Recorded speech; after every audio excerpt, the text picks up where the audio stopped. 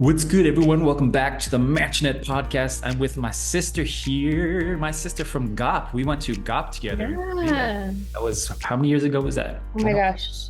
That was what, 0405? Oh, 04. Yeah. Yeah. That Yeah. was to So this that was 20 year. years ago.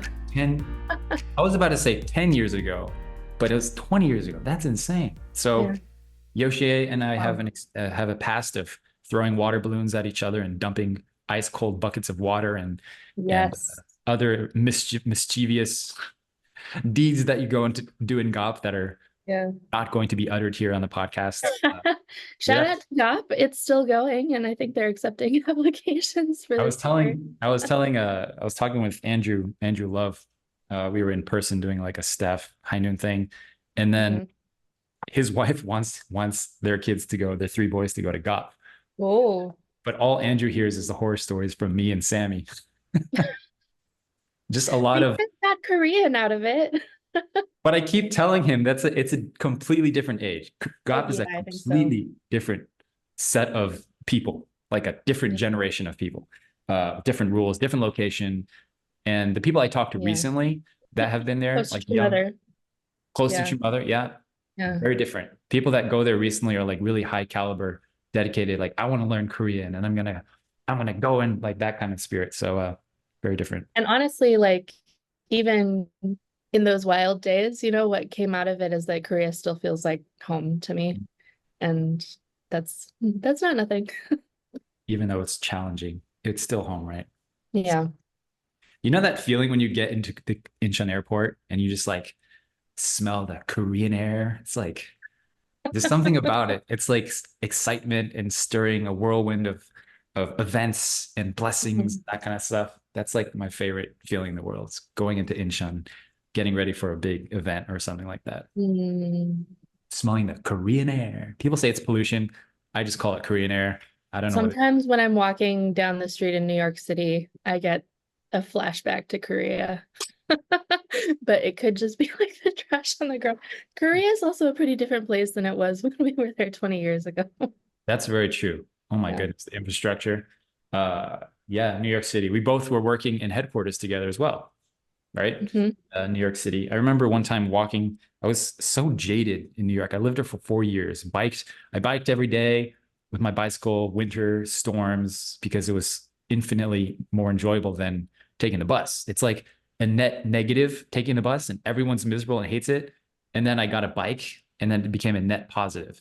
So I turned like a lemon. What is it? Turning lemons into lemonade. And it was like my favorite thing in the world in New York was just biking from New Jersey to New York. And I did that through winters and freezing, blizzard and stuff. Anyways, I remember being very jaded in New York because I was looking at just the trash and the people and all the stuff. And it's just a mix of complicated spirit worlds and emotions and all the people that have there's no clear way of living. It's just everything everywhere, which is the beauty of America and New York, right? But my Japanese side was like, just have a standard. Like, can we just have standardized living to some extent, Yeah. And my British side is like that too, my mom's side.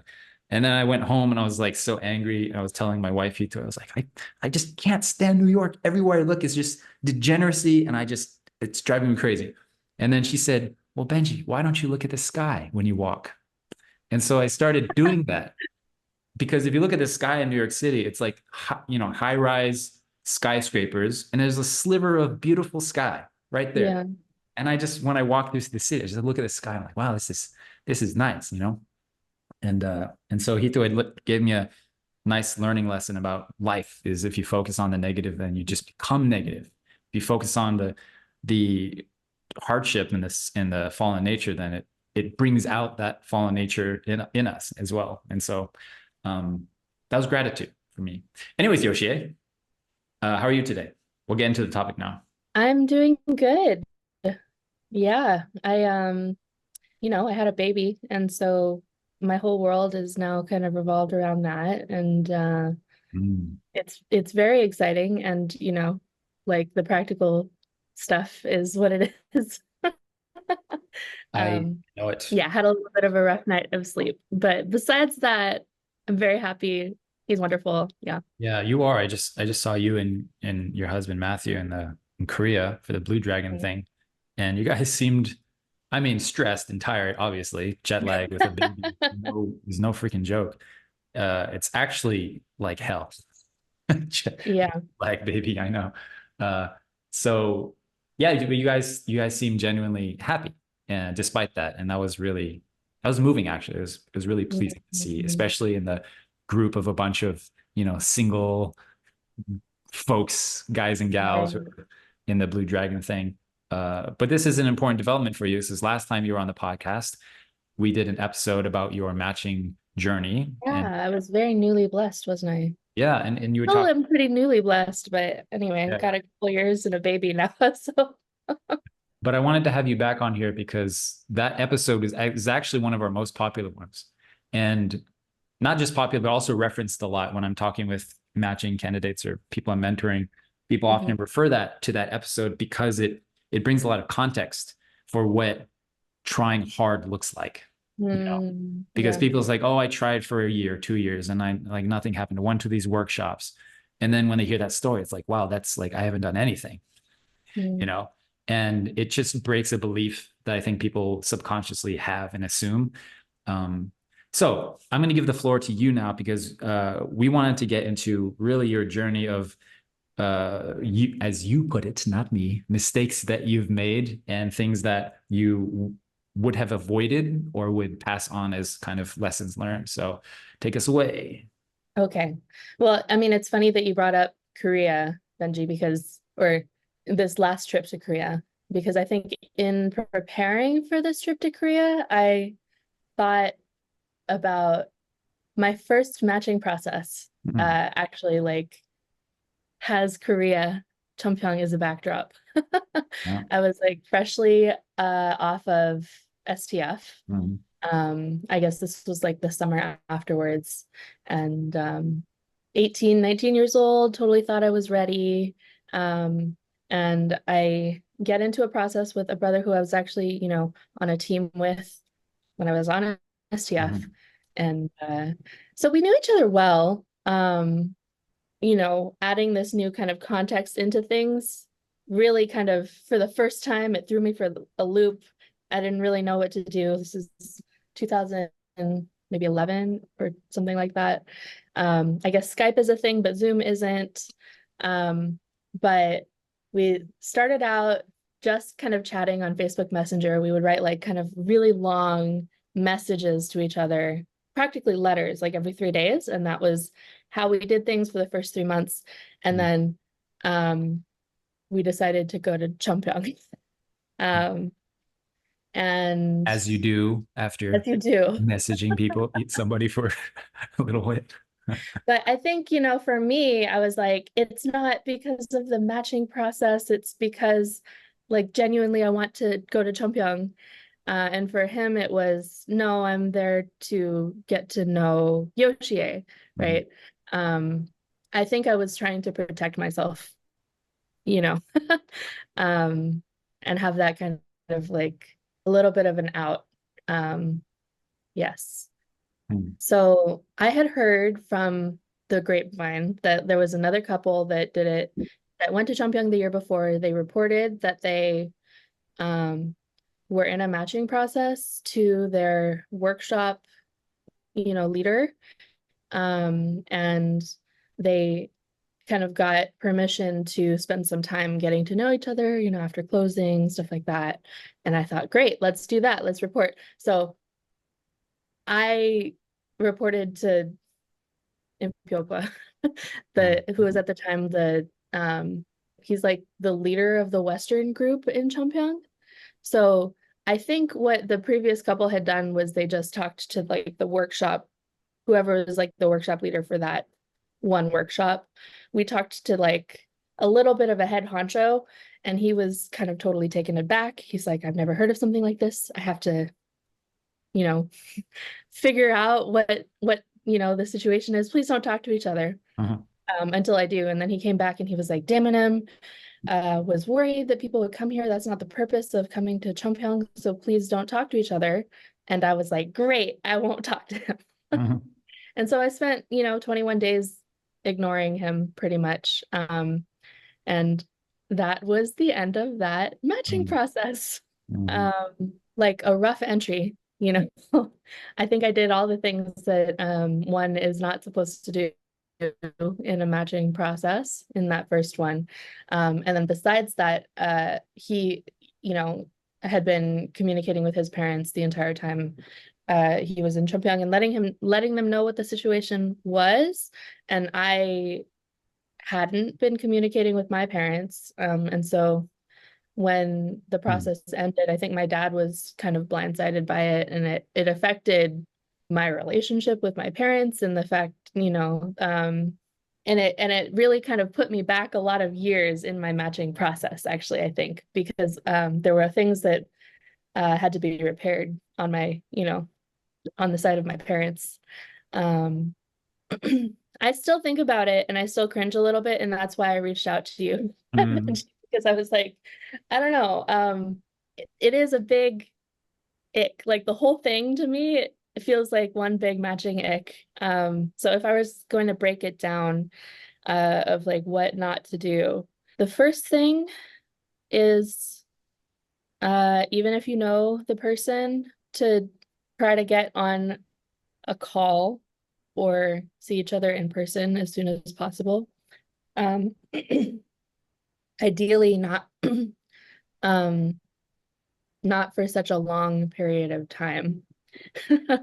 Yeah, definitely don't just ignore the person. And I would say, like, don't go to Jeonbyeong mm. as a first matching, process. That being said, like, going back there this year, there's all these lovely cafes and stuff. And I don't know, given the right kind of um situation, it might actually be a really nice place to get to know somebody now. How was that experience actually in hindsight a benefit to you and actually something that you could be grateful for? I mean, even at the time, he was somebody that I got along really well with when we were, on STF together. And I think he's one of the few people who I felt like, oh, he's actually my brother. And I think that was one reason why it kind of was a little jarring for me to get into a matching process with him. But I'm really, even at the time, I like as it was over, I felt so grateful that I could have had that experience with him. I think it did teach me a lot about how to kind of conduct myself moving forward, and I took those lessons with me into each kind of subsequent process. Um, So when you first had uh, the idea came up to be in a matching process in that first matching process, what would you have done differently, knowing what you know now, when the idea first came up? the reality was that he was ready and I wasn't. That's why he got married 8 years before I did. Mm, Um, I was really scared, and I think I actually hadn't done the work to know myself and know what kind of person would be, good for me. And so I liked the idea of being, matched and being in a relationship. But when I was faced with the reality and like a real person, and maybe this person in particular, like I, I think I'm right, in thinking that we weren't the right people for each other. But I had like alarm bells going off from the start. Like I was like nervous and shaking, like to read his messages and stuff. And that was kind of what was fueling the way I acted when we like ended up in Korea together. Um, what would I have done differently? I think, yeah, to talk to 19-year-old Yoshie, I would tell her to like listen to her gut and intuition. If it feels like something's off, it's because it is, but it's not necessarily that person. Like, why are you so uncomfortable, Yoshie? Um, and, and I didn't know how to communicate well enough to my parents either. And so they didn't mm, they didn't know what was going on, Interesting. Mhm. Yeah, like, So, mhm. yeah, So you mentioned that the aftermath of this matching process was that your relationship with your parents kind of set you back a bit, set your matching yeah, process back a bit. And so, do you feel like it would have been better to communicate with them?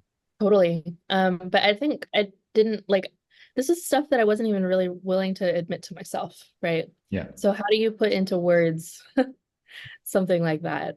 Yeah. Well, Uh, it's interesting because you know it would have been better, but also your relationship was not such that you felt comfortable to talk to them, right? yeah, yeah, Mm. yeah. And again, the reality was that I hadn't, I didn't know myself. And so how could I, be able to kind of explain to my parents what was going on? Um, I think the matching process is one of the best ways to improve a parent-child relationship because it yeah, confronts a lot of stuff that yeah, has to come up, especially if you're trying to create unity, which is the byproduct of trust. And if trust is the goal in a matching process, it will bring up a lot of stuff when you're trying to develop trust with each other and you realize actually there's a lot of distrust in many parent-child relationships. Actually, in fact, most. yeah, This is usually when people are like, oh, like our parent-child relationship is so bad and we're so disunited and this is hard. And I always say, well, this is actually the best case scenario is that you have an opportunity through the matching process to get to know each other and to get to know yourselves and to improve yeah, this. And so the goal should not be how do we be united, which is a nice goal, but actually unity is a fruitless effort if there's no trust. And so yeah, trust should be the focus. It's like how can we trust each other? Because if you yeah, trust somebody, you will unite with them. If you seriously trust your parent, or if a parent trusts their child, even if you disagree with them, you will say, "Wow, like why do you think so? Like why do you think this is a good idea to go to Champyong and to get to know this brother Yoshie, right? If you had a mm, trusting relationship, yeah, and your parents would have said, I don't think this is a good idea. And if you really trust them, you'd be like, okay, like tell me why you think that is, and you'll have this discussion about it. Uh, and so matching process is the ultimate litmus test for a parent-child connection, because all mm, this stuff comes up, faith, yeah, disagreements about beliefs, right? All this stuff, sexual integrity, shadows, uh, preferences, all this stuff. And then it's an opportunity to not say like, oh, this is a problem, but it's like, okay, cool. This is something we're going to have to work on eventually, and we might as well do it now, you know, hmm, especially when you guys have kids, babies. It's nice to have parents that you can kind of rely on for physical support or emotional support to help you through yeah, that, raising kids as well. yeah. And I will say, mm, the process that I had right before I met Matthew, yeah, it didn't, obviously like it didn't end in a matching. Mm. Um, but I really actually thought of it as a like success story because I was so on the same page with my parents. This is again like 9.5, 10 years later. But the level of uh, hyper communication that we had, from the start, and then, like, you know, I was older, I was kind of driving the process myself. It got to a certain point and, he had to come visit my parents, and so we both went to California for a week.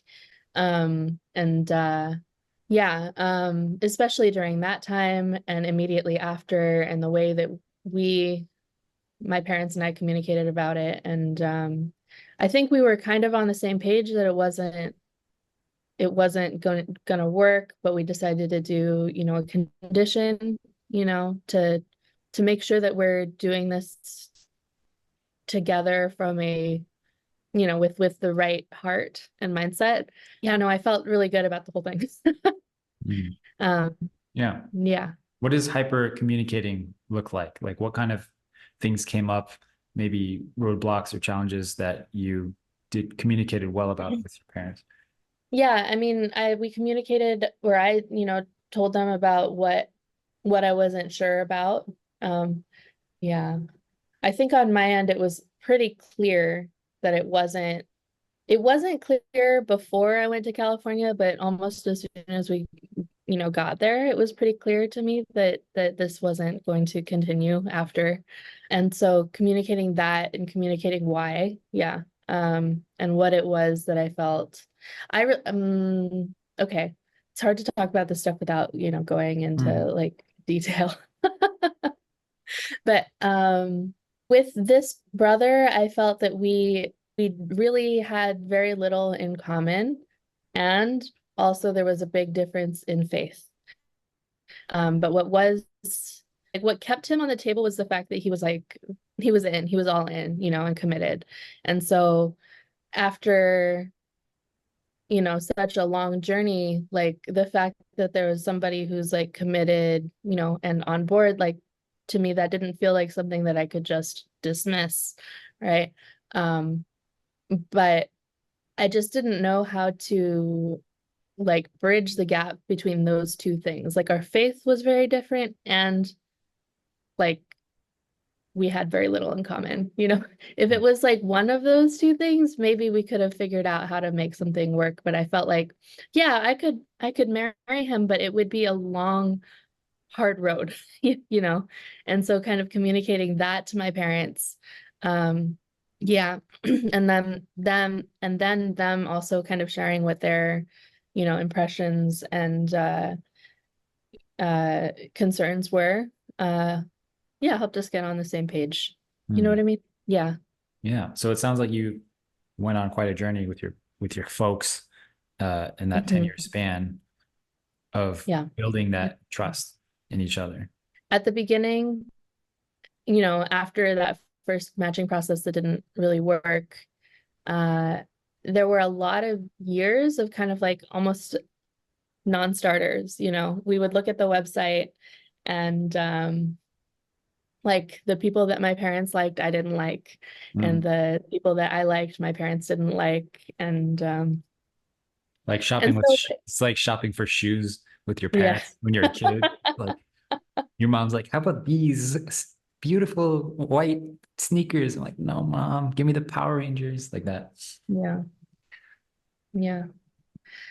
Sorry, what can you dig into a bit what it is it that you didn't like on your end? My gosh. I mean, we're talking profiles here, like we're going off of very little information, but like, the photo, or like this person doesn't seem like a very personable person. Some of the people my dad would pick out, I already knew. And I was almost offended, that he would think that this would be a good person for me. Again, we're going off of profiles, but yeah, I'm still not exactly sure what it was that my dad was looking for in these profiles.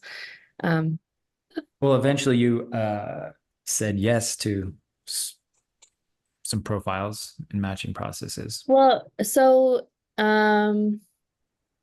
there were a lot of years of this kind of like non-starter situation, and honestly, it got to the point where it felt like we have just exhausted the website, and where do we go from here?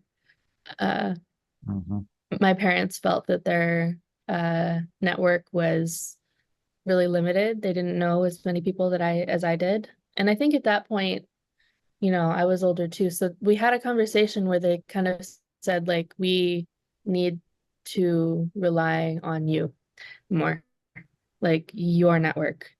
And so by them, quote unquote, giving me the reins, it started becoming, yeah, a really different process, where I would kind of, anytime I had like a thought or something, then I would, call them and report to them and ask them what they thought. Yes. So that's how that happened.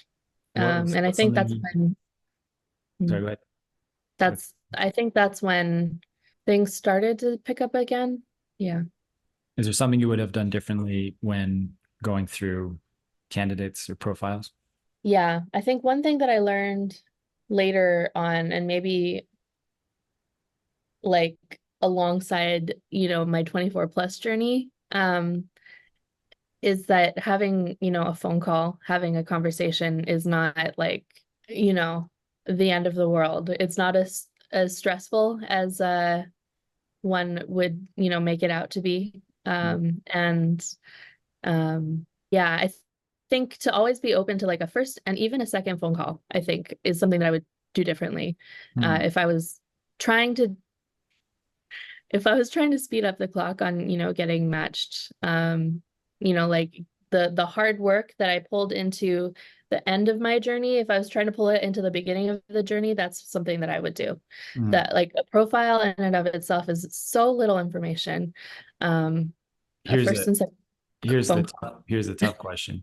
Okay. If Yoshie at that time saw a profile of your current husband, Matthew, would you have considered having a conversation with Honestly, I think I did see the profile. him? Yeah, my husband was blessed before, so the first time around, I'm pretty sure I saw his profile. Um, and we did not have a conversation. You swiped left I on him. think I was like intimidated by his face. Okay. Like this is honestly like, Yeah. okay, yeah, let's talk about faces. I think because True Father talks about like, you know, things in the face that, like show like a personality type or a character type, right?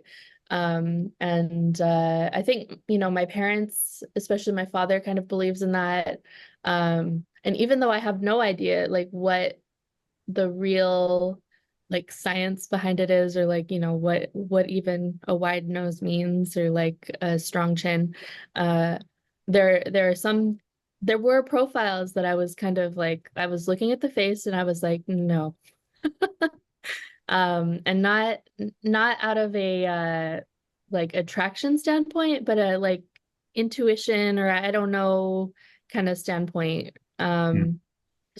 But in doing that, I did like I passed over my husband the first time. Yeah. Dude, I'm just saying, like your bit about having the first conversation is, I mean, it's really spot on because you literally just swiped left on the person you eventually swiped Yeah, right on, took 10 years. after having to learn all this stuff. I want to educate y'all, the listeners, about a concept called the Goddard. It's the Goddard law, the Goddard principle, which is the tendency humans have to focus on one metric to define success. And this comes up in all forms of life.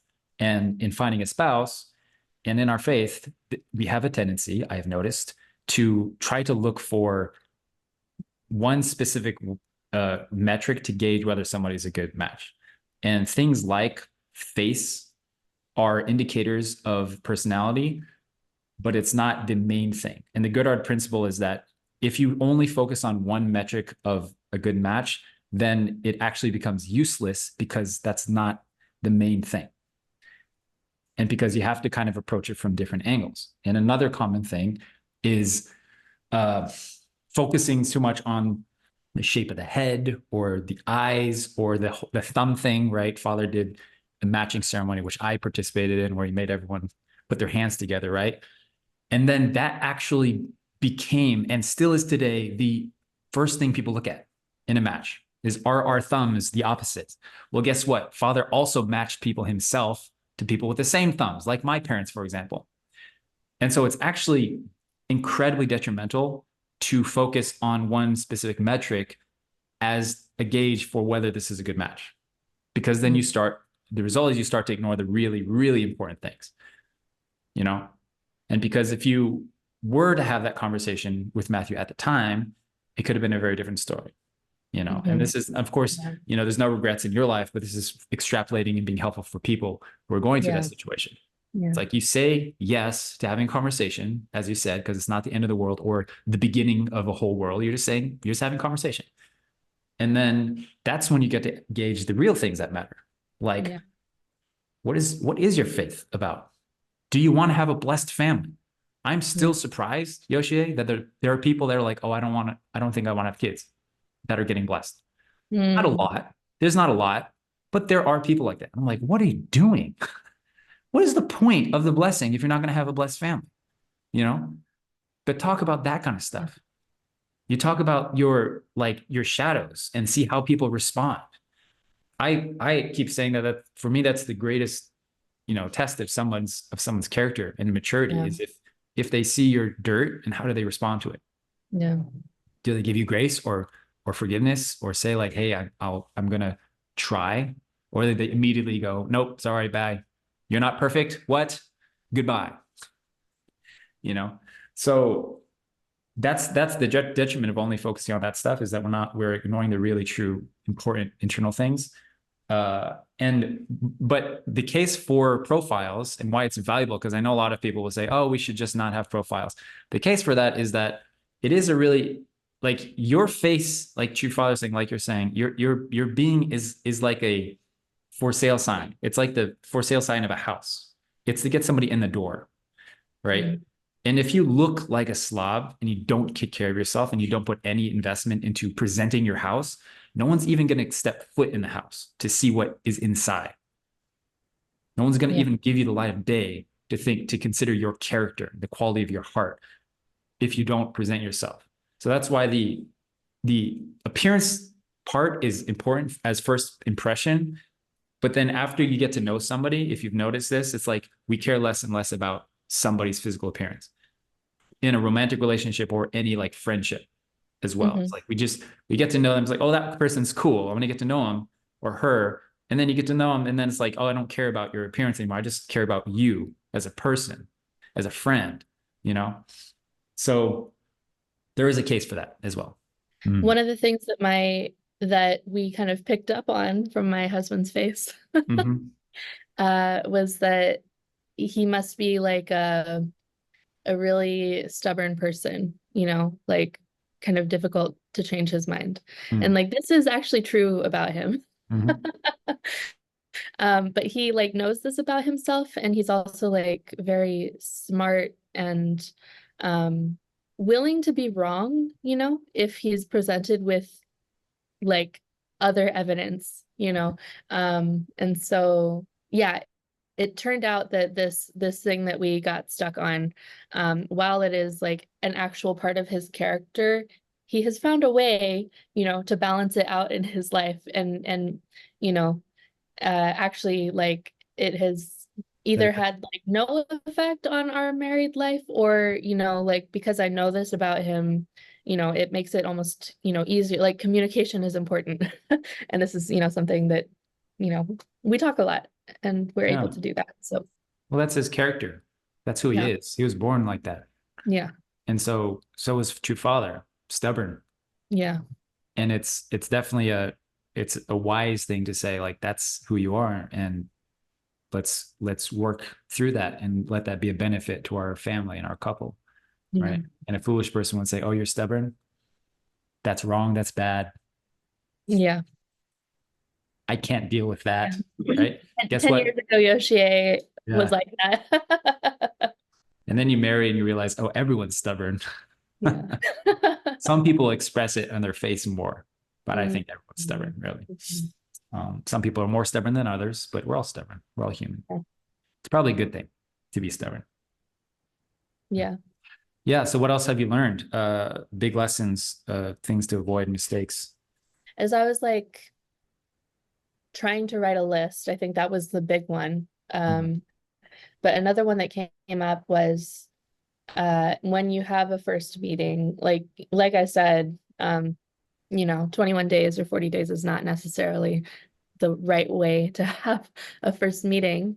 But even a weekend visit where like there's no kind of interference or anybody else who's like involved in the visit is a lot. So I have had also that experience of like somebody came to visit for a weekend, and I think I didn't quite want to share it with anybody on this coast, that I was in the beginnings of a process. So it was totally up to me to kind of keep him entertained for the whole weekend when I was still trying to work through whether or not this was going to work. And it was it was too much.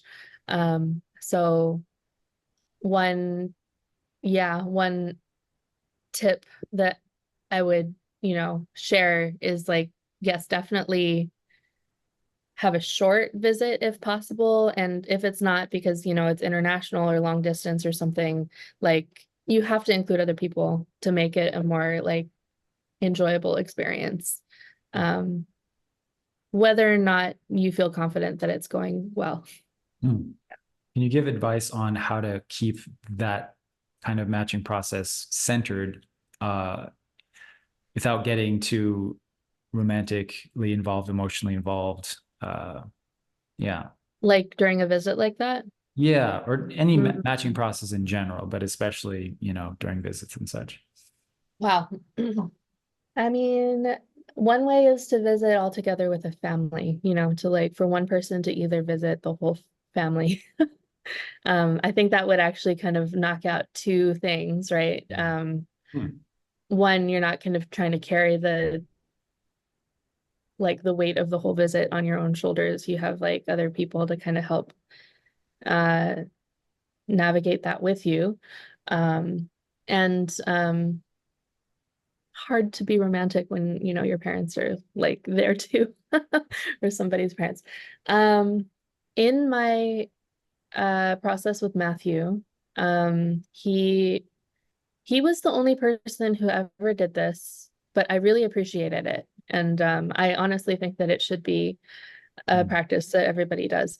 Um, we didn't touch each other. Like he, it was his standard, like for me, uh, like I think within my realm of like brother sister relationship, like a hug, hello and goodbye, like still is okay.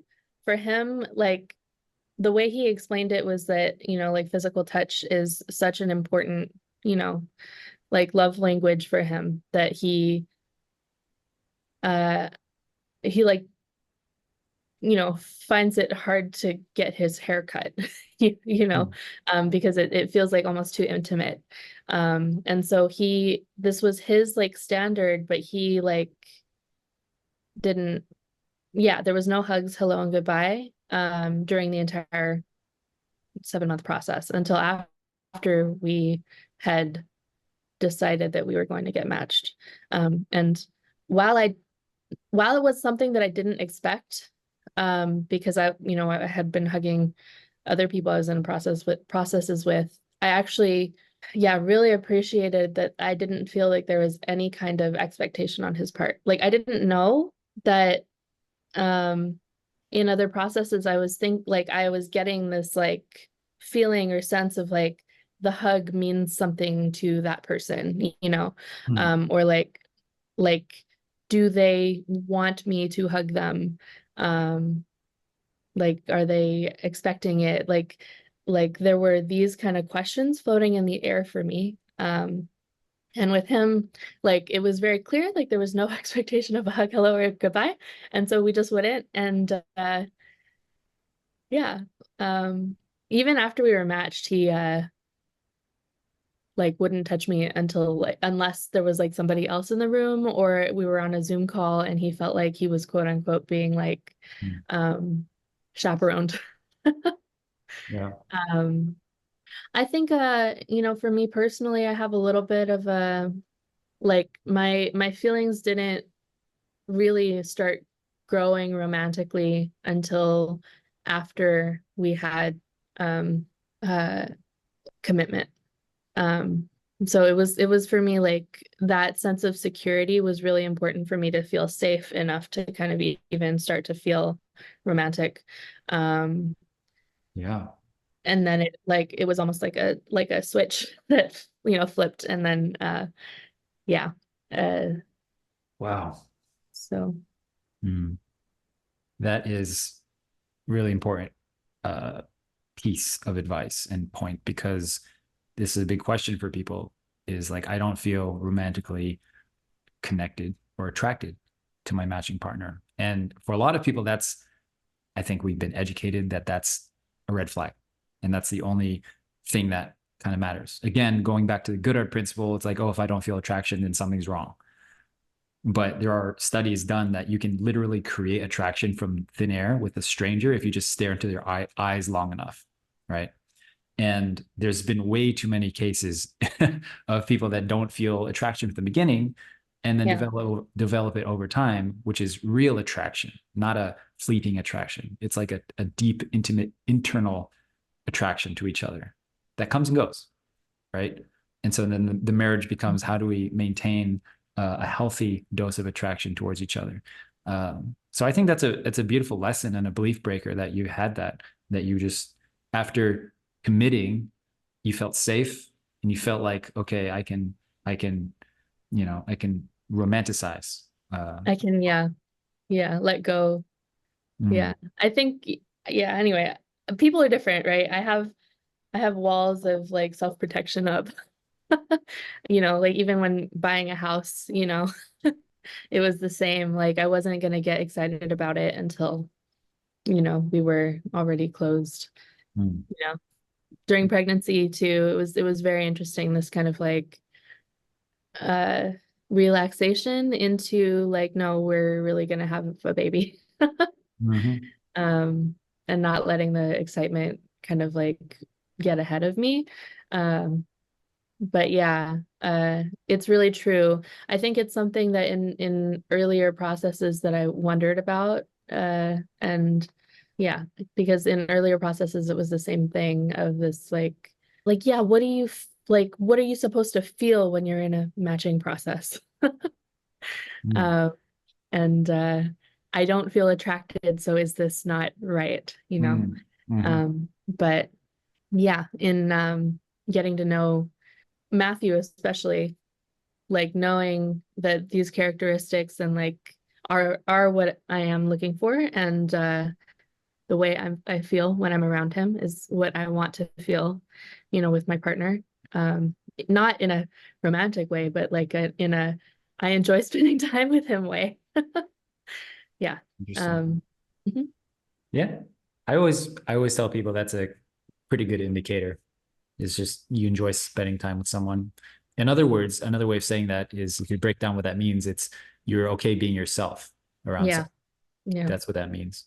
And if you feel okay being yourself, as in like letting it all out and like I'm comfortable being me, it's pretty good indication, I'd say.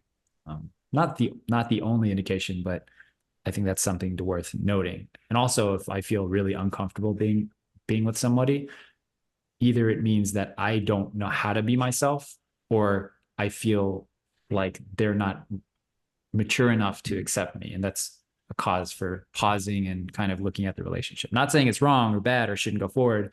It's just something to look into for folks, right? Okay, so we're going to wrap up. Do you have any other pieces of advice, tips, mistakes to avoid? No, I mean, no, yeah, other pieces of advice, just kind of let's yeah, make sure, yeah, to get on a phone call as soon as possible, try to meet up in person as soon as possible, if it's possible. Have other people there to like alleviate the pressure when you have a first meeting, especially if it's a longer one. Learn to communicate with your parents, and yeah, start asking yourself the questions, like, why do I feel uncomfortable in this situation? That kind of stuff. My husband just texted me and told me that the baby seems pretty hungry. Wow. So it if we're in a wrapping up place, it might be good to wrap it To up. keep you longer and keep the baby hungry, baby boy. All right. Maybe. Good timing, little man. Yeah. Guys, please give a hand and thank you to Yoshie for sharing today. Reach out to us if you need support. Reach out to her if you want to. Uh, Instagram, Facebook, perhaps. She's a Yeah. mom. She's a blessed woman and has a lot of helpful perspective.